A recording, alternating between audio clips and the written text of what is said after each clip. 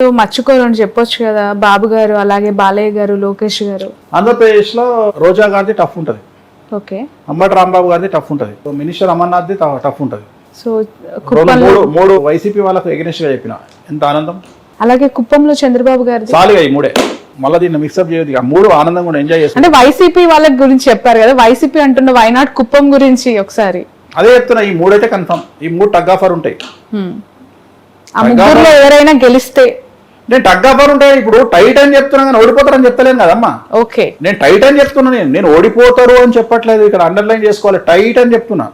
ఎట్లయితే అందరు అదే చెప్తున్నారో నేను కూడా అదే చెప్తున్నా. ఇప్పుడు ఆంధ్రప్రదేశ్ లో ఒక 79 సీట్లు వన్ సైడ్ ఉంటాయి.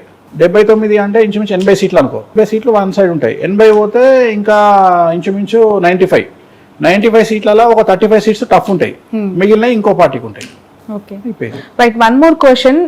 నెల్లూరుకి సంబంధించి చాలా మంది రెడ్డి కమ్యూనిటీ లీడర్స్ టీడీపీలోకి వచ్చారు కదా, బట్ ఇప్పుడు అక్కడ విజయసాయి రెడ్డి గారు బరిలో నిల్చున్నారు ఎంపీ క్యాండిడేట్ గా.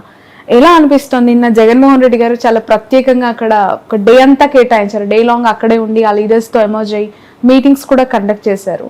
ఆ జిల్లా ప్రభావం విజయసాయి రెడ్డి గారి ఒక 10% ఎడ్జ్ ఉంటుంది విజయసాయి రెడ్డి గారికి. ఓకే, వేమిరెడ్డి ప్రభాకర్ రెడ్డి గారి మీద కంపేర్ చేస్తే ఆయన అనుకుంటా కదా. అవును, వేమిరెడ్డి గారు ఆయన రీసెంట్ గా వైసీపీ నుంచి జాతకాన్ని బట్టి మాట్లాడుతున్నాం, అందుకనే పేరు మాట్లాడినా. ఆయన జాతకం తెలుసు కాబట్టి, 2 జాతకాలు తెలుసు కాబట్టి ఒక 10% ఎడ్జ్ ఉంటుంది విజయసాయి రెడ్డి గారికి. విజయసాయి రెడ్డికి ఎడ్జ్ ఉంటుంది. మిమ్మల్ని ఒక క్వశ్చన్ అడగాలి, అంటే మీ అభిప్రాయం ఏంటి అనేది. చాలా మంది చాలా సంవత్సరాలుగా మన సంప్రదాయాల్ని లేదంటే మన కట్టుబాట్లు అవ్వచ్చు, మన సనాతన ధర్మం గురించి భక్తి ప్రవచనాలు ఇస్తూ ఉంటారు. అందులో చాగంటి వాళ్ళు, గరికపాటి వాళ్ళు, వాళ్ళు ప్రతిరోజు డే లాంగ్ ప్రవచనాలు చూస్తూ ఉన్నాం ఇన్స్టాగ్రామ్లో. ఎంతో ఎంతో మంచి విషయాలు వాళ్ళు చెప్తూ ఉంటారు కదా. మీరు ఎప్పుడైనా ప్రవచనాలు చెప్పే అవకాశం ఉందా ఇన్ ఫ్యూచర్? ఆలోచన ఉందా? వాళ్ళ ప్రవచనాలు విన్నప్పుడు మీకు ఏమనిపిస్తుంది? మీ అభిప్రాయం ఏంటి? ప్రవచనాలు చెప్పాలి అంటే first we're eligible for that అనేది చూసుకోవాలి. ఇప్పుడు నా దృష్టిలో ప్రవచనాలు చెప్పడానికి అర్హత ఉన్నటువంటి వ్యక్తి చాగంటి కోటేశ్వరరావు గారు. అంటే ఆయన చెప్పింది ఫాలో అవుతారు. ఇక మిగతా వాళ్ళ గురించి నేను మాట్లాడా. అంటే నేను ఏమంటా అంటే, ఇప్పుడు ఉదాహరణ, మన సంస్కృతి సంప్రదాయాలు, మన చరిత్ర మనకి ఏం చెప్తుంది అంటే, సప్త సముద్రాలు దాటి వేరే దేశానికి పోవద్దు అని చెప్తుంది. సన్యాసులైనా సరే, పంతులైనా సరే, పంతులు కూడా. అంటే పంతులు అంటే ఉదాహరణ, ఇప్పుడు పూజారులు ఉన్నారు. పూజారులు సప్త సముద్రాలు దాటి అమెరికా పోవడానికి అర్హత లేదు. ఎందుకంటే అమెరికా పోతే మన సాంప్రదాయం ప్రకారం మనము సంకల్పం, ప్రతిరోజు మనం సంధ్య వార్చుకోవాలి. సంధ్యావందనం చేసుకునేటప్పుడు సంకల్పం ఉంటుంది. కృష్ణ గోదావరి యోర్ మధ్యప్రదేశే అంటాం మనం. ఇప్పుడు మనం కూర్చున్నది కృష్ణ గోదావరి మధ్యప్రదేశ్లో కూర్చున్నాం, అవునా? ఇప్పుడు ఇట్లా కూర్చుంటే ఇటు సైడ్ మనకు గోదావరి ఉంది, ఇటు సైడ్ కృష్ణ ఉంది. అంటే మనకు జడ్చర్ల కృష్ణా నది ఉంది, ఆదిలాబాద్లో గోదావరి ఉంది, మధ్యలో మనం ఉన్నాం. అందుకనే మనం సంధ్య వార్చుకునేటప్పుడు ఏం చెప్తున్నాం? మనం పెళ్లి కార్యక్రమం జరిగినా, ఉపనయనం జరిగినా, ఏది జరిగినా ఏం చెప్తున్నాం? కృష్ణ గోదావరి యోర్ మధ్యప్రదేశే శ్రీశైలస్య ఆగ్నేయ దిగ్భాగే అని సంకల్పం చెప్పుకుంటున్నాం. అమెరికాకు పోతే ఏమని చెప్తావు? నార్త్ కేరళీనా దిగ్భాగే ఆస్టిన్ గ్రహమే ఏం చెప్తావు? అంటే నీకు అమెరికా దేశంకి పోతే నువ్వు అసలు పూజలకే పనికిరావు. కానీ ఇప్పుడు మొత్తం జనాలందరూ అమెరికా పోవడానికి ప్రయత్నిస్తారు. పంతులు కూడా, పంతులు, సన్యాసులు, హిందూ మత ప్రచారకులు అందరూ పోతారు. సో దేశ కాలమాన పరిస్థితులను బేరీజ్ వేసుకొని ఓవర్కమ్ అయి వీళ్ళు పోతున్నారు. సో వీటి గురించి మాట్లాడే రైట్స్ వీళ్ళకి లేవు. అట్లనే మనం ఏదైనా తప్పు చేస్తే వాటి గురించి మాట్లాడే రైట్స్ వాళ్ళకి లేవు. సో వామాచారానికి సంబంధించిన వ్యక్తిగా, నాన్ వెజ్ లిక్కరు లేకుండా పూజలు చేయనటువంటి వ్యక్తిగా, ఓకే, ఆ రెండూ లేకుండా పూజలు చేయలేని స్థాయిలో ఉన్న నేను ఇప్పుడు నువ్వు చెప్పినటువంటి వాటికి దూరం. ఓకే, నేను వీటి గురించి మాట్లాడే రైట్స్ నాకు లేవు. ఎందుకంటే నేను పులసలాంటోని, రెగ్యులర్ చేప, బొచ్చే అట్లాంటి చేప కాదు, నేను కొర్రమట చేప కాదు, నేను పులసలాంటోని, గోదావరి వాటర్కి అపోజిట్ డైరెక్షన్లో పోయేటోని. సో అందుకని చాలా రేర్గా ఉంటాయి ఇవి. సో అట్లనే నేను కూడా అంతే, ఆస్ట్రాలజీలో బ్రాహ్మణ కమ్యూనిటీలో నేను అంతే, నేను రివర్స్లో పోయేవాడిని. కాబట్టి నేను వీటికి సూట్ అయ్యే వ్యక్తిని కాదు. అది నేను సన్నీ లియోన్ మొదటి చెప్తున్నా కదా, నేను సన్నీ లియోన్ అంటే నా బట్టలు నేనే ఇప్పుకుంటా, వేరేటోకి ఇప్పే అవకాశం ఇయ్యా. వేరే వాడికి నా బట్టలు, వాళ్ళంతా సౌందర్య లాంటి వాళ్ళు, కుటుంబ కాలక్షేమ, కుటుంబ సినిమాలు చేసుకుంటారు వీళ్ళంతా. బట్ ఏ హీరో దొరకలేదు, సన్నీ లియోన్ తో కంపేర్ చేసుకుంటున్నారు. గ్రేట్ కదమ్మా. మనం ఎంత గొప్ప కాకపోతే ఒక పోర్ను స్టార్ తీసుకొచ్చి చీరలు కట్టి సినిమాలు చూస్తున్నాం.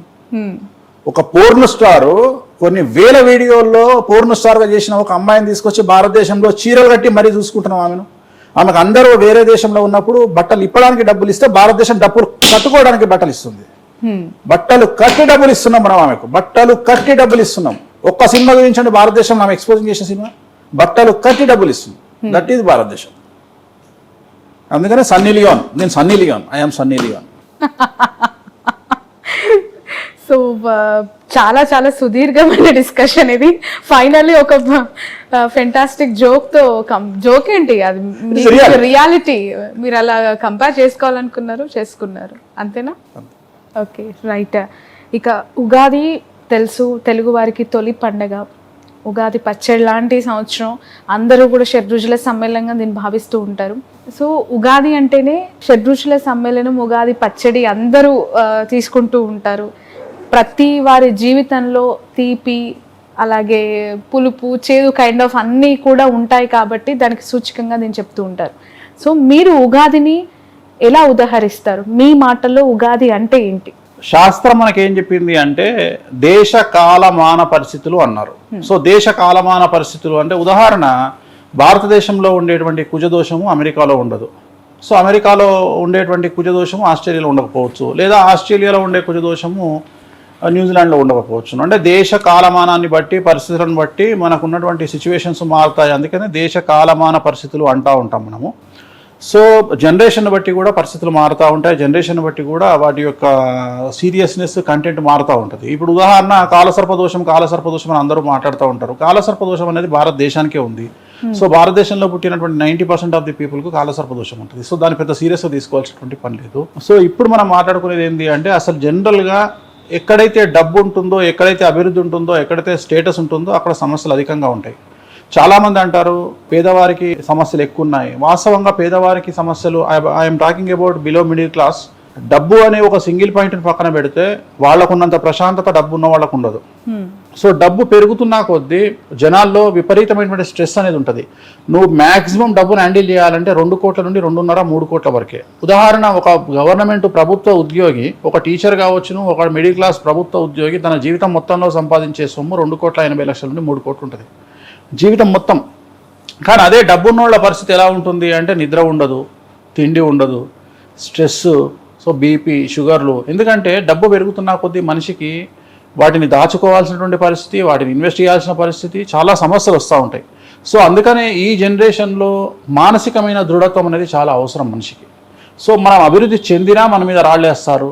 అంటే ఉదాహరణ, ఎగ్జాంపుల్ నేనే ఉన్నా, నేను చెప్పింది ఒక్కటి జరగకపోతే డ్యామేజ్ చేయడానికి 100 మంది రెడీగా ఉంటారు తప్ప చెప్పింది జరిగితే వెన్నుదట్టడానికి ఒక్కడు కూడా ముందు ఉండడు. సో అట్లనే ప్రతి మనిషి జీవితంలో ఒక సమస్య వచ్చినప్పుడు దాన్ని చాలా వరకు జనాలు దాడి చేయడానికి ప్రయత్నం చేస్తారు తప్ప అతన్ని వెన్నుదట్టి ప్రోత్సహించి ఆ సమస్య నుండి బయటికి తీసుకురావడానికి ప్రయత్నం చేయదు మన సమాజం.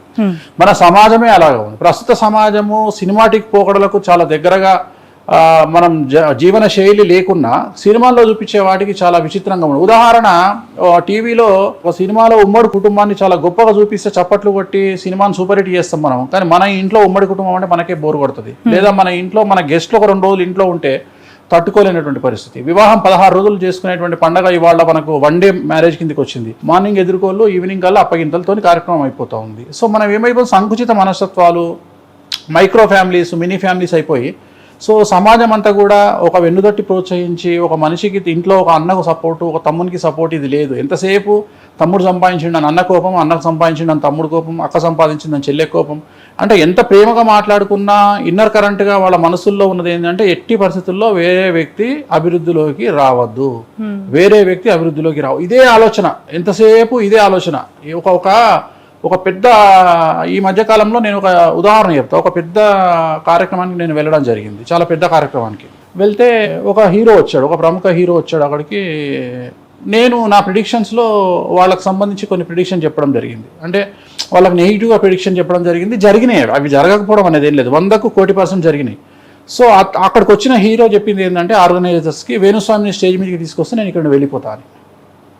సో ఎంత సిల్లీ అనిపించింది అంటే, నేను నా దగ్గరకు వచ్చి ఎవరైతే వాళ్ళు ఉన్నారో ఆ ప్రోగ్రామ్ నిర్వాహకులు నా దగ్గరకు వచ్చి, స్వామి మమ్మల్ని క్షమించండి, యాక్చువల్గా ఈ ప్రోగ్రామ్ కాన్సెప్టే మీ గురించి పెట్టినాము, మీలాంటి వాళ్ళ కోసం పెట్టినాము. కానీ ఇక్కడ పరిస్థితి ఏంటి అంటే వచ్చినటువంటి హీరో మీరు కనుక స్టేజ్ ఎక్కితే ఆయన దిగిపోతా అంటున్నాడు. సో నన్ను ఏం చేయమంటారు అని చెప్పి నా దగ్గరకు వచ్చింది ఇద్దరే హీరోలు, అందులో తెలియదమ్మా, నాకు ఐడియా లేదు, నిజంగా ఐడియా లేదు. సరే వాళ్ళ కర్మ నాకు చెప్పే. ఇప్పుడు మనము కర్నూలు, అనంతపురం, విజయవాడనో, విశాఖపట్నమో బై రోడ్లో పోతుంటే మనము కార్లో పోతుంటే మనకు ఏకాచము ద్వయము అని 2 అంటాం మనము. వచ్చింది పక్కన మన దగ్గర వాటర్ బాటిల్ లేవు, పక్కన చెరువు ఉంది, పోయి కడుక్కోవాలి. నేను కడుక్కోను, మా శత్రువు ఈ ఊర్లోనే ఉంటాడు, ఆ ఊర్లో ఉన్న చెరువు కాబట్టి నేను కడుక్కోను అంటే అయితే మనకే నష్టం, కానీ చెరువుకి అయితే ఏం నష్టం లేదు కదా. సో నాకు వచ్చేది ఏముంది, ఇప్పుడు నేను చెప్పితే ఒకటే మాట అమ్మా, వేణుస్వామి నెగిటివ్గా చెప్తాడు అనే వాళ్ళకు నేను ఇచ్చే సమాధానం ఒకటే. నాకు తెలిసి ఈ జనరేషన్లో 90% ఆఫ్ ది పీపుల్ ఫ్లైట్ ఎక్కుతున్నారు. ఫ్లైట్ ఎక్కగానే, ఫ్లైట్ ప్రారంభం కాకముందుకే ఫస్ట్ ఎయిర్ హోస్టెస్ చెప్పేది ఈ విమానం కూలిపోతే అని మాట్లాడుతుంది. ఈ విమానం కూలిపోతే, ఈ విమానం నీళ్ళలో పడితే, ఈ విమానానికి ఏమైనా మాయరోగం వస్తే, ఈ మాయరోగం వచ్చి మనం పడిపోతే, ఇగో ఈ జాకెట్ వేసుకోండి, ఈ ఆక్సిజన్ పెట్టుకోండి అంటే అప్పుడు మనం ఏమనాలి? శుభం పలకరా పెళ్లి కొడుక అంటే ఇది మనం ఫ్లైట్ ఎక్కినాము, ఇవన్నీ బండబూతులు మనకు చెప్తుంది, చచ్చిపోతామని చెప్తుంది. ఎంతవరకు సమంజసం? తిట్టుకుంటామా మనం? తిట్టుకోము. ఆఫ్టర్ ఆల్ ఒక జ్యోతిష్కుడు చెప్పేది పక్కన పెడితే సైంటిఫిక్, మేము ప్రూవ్, మేము తోపులం, మేము తురుములం, మేము సమాజాన్ని ఉద్ధరిస్తాం, మేము ప్రపంచాన్ని మారుస్తామని చెప్పుకునే సైన్స్ ఫ్లైట్ ఎక్కగానే ఎందుకు చెప్తున్నారు? ఈ ఫ్లైట్ చెరువులో పడుతుంది, నీళ్ళలో పడుతుంది, ఈ ఫ్లైట్లో ఒకవేళ ఆక్సిజన్ అందకపోతే ఇది వేసుకోండి, అది వేసుకోండి అంటే ఎట్లయితే వాళ్ళు జాగ్రత్తలు చెప్తున్నారో నా జీవితంలో కూడా నేను యాజ్ ఎ ప్రిడిక్షన్ నేను ఇలాగే జాగ్రత్తలు చెప్తా. సో జాతకాలు కలవకపోతే విడిపోతారని చెప్తా, రోగాలు వస్తాయి, జాతకాలు బాగాలేకపోతే రోగాలు వస్తాయి అని చెప్తా. వాటి గురించి నేను మళ్ళీ సో ఇవన్నీ నేను ప్రిడిక్షన్ ఇలా చెప్తా ఉంటా కాబట్టి నేను ఎందుకు చెప్తా ఉన్నాను, దేశ కాలమాన పరిస్థితులను బట్టి మనుషుల్లో సంకుచితమైన మనస్తత్వం. పేరుకు హీరో అవ్వచ్చు, నాకు తెలిసి చాలా పెద్ద హీరో ఇవాళ ఒక హీరోయిన్ని తొక్కేసిండ్రు, ఎటు కాకుండా చేసిరు. ఒక పెద్ద డైరెక్టర్ ఒక హీరోయిన్ తొక్కేసిరు. అసలు వాళ్ళ లెవెల్కు వీళ్ళు పనికే రారు. సో చాలా టాలీవుడ్లో మంచి ఫేమస్ ఉన్నటువంటి హీరోయిన్, పెద్ద సినిమాలు చేసినటువంటి హీరోయిన్ ఇవాళ ఆ హీరోయిన్ సినిమాలు మరీ చేతుల్లో నుండి అగ్రిమెంట్ క్యాన్సిల్ చేయించి ఆమెను ఇంటికి పంపిస్తున్న పరిస్థితి. అంటే నేను ఎందుకు చెప్తున్నా అంటే మనం ఎదగడం కంటే కూడా ఎదుటి వ్యక్తిని మనం టార్గెట్ చేయడానికి ఎక్కువ సమయం కేటాయిస్తున్నామేమో ఈ జనరేషన్లో అనేటువంటిది నా ఉద్దేశం. అంటే సమాజం గురించి మాట్లాడుతూ ఉన్నా. సో ఇది తప్పు. ఎదుటి వ్యక్తి కడుపు మీద ఎప్పుడు కొట్టొద్దు. కొడితే నీకు కోపం ఉంటే ఎదుటి వ్యక్తిని గల్లాబట్టి చెంపమించి కొట్టు, కానీ ఎప్పుడు కడుపు మించి కొట్టొద్దు, మానసికంగా కొట్టొద్దు. వాళ్ళు ఎంత పెద్ద వాళ్ళైనా తిరిగి మళ్ళీ దాన్ని ఫేస్ చేయాల్సి వస్తుంది. అంటే ఒక వ్యక్తి కడుపు మీద కానీ మనసు మీద కానీ మనం కొట్టినట్లయితే ఖచ్చితంగా తిరిగి మళ్ళీ మనకు బూమరాంగ్ మళ్ళీ మనల్ని కొడుతుంది. అందుకని ఆ 2 ప్లేసుల్లో కొట్టకండి, మనసు మీద కొట్టకండి ప్లస్ పొట్ట మీద కొట్టకండి. మీరు ఎక్కడ కొట్టినా పర్వాలేదు, చెంప మీద కొట్టండి పిలిచి, మీకు కోపం ఉంటే ఈపులో కొట్టండి. కానీ ఈ 2 ప్లేసుల్లో కొట్టడం వల్ల ఖచ్చితంగా బూమరాంగ్ అయ్యి జీవితంలో మళ్ళీ మిమ్మల్నే అది కచ్చా వెతుక్కుంటూ కర్మ ఫలితం అనేది అనుభవించక తప్పదు. ఎవరైనా సరే గుర్తుంచుకోండి. రైట్. అయితే మొదటగా మిమ్మల్ని నేను ఈరోజు ఈ ఇంటర్వ్యూ స్టార్ట్ చేయగానే అడగాలనుకుంది ఏంటంటే, ఇప్పుడు ఆపరేషన్ లేకుండానే మోకాళ్లకు ప్లాస్మా ట్రీట్మెంట్, మీ ఆర్థోపెటిక్ సమస్యలన్నిటికీ రోబోటిక్ టెక్నాలజీ ద్వారా తక్కువ ఖర్చుతో శాశ్వత పరిష్కారం, ఫ్రీ కన్సల్టేషన్, ప్రతి ట్రీట్మెంట్ పై 20% డిస్కౌంట్. ఈ ఆఫర్ కొద్ది రోజులు మాత్రమే, త్వరపడండి. V9 hospitals 9281465842.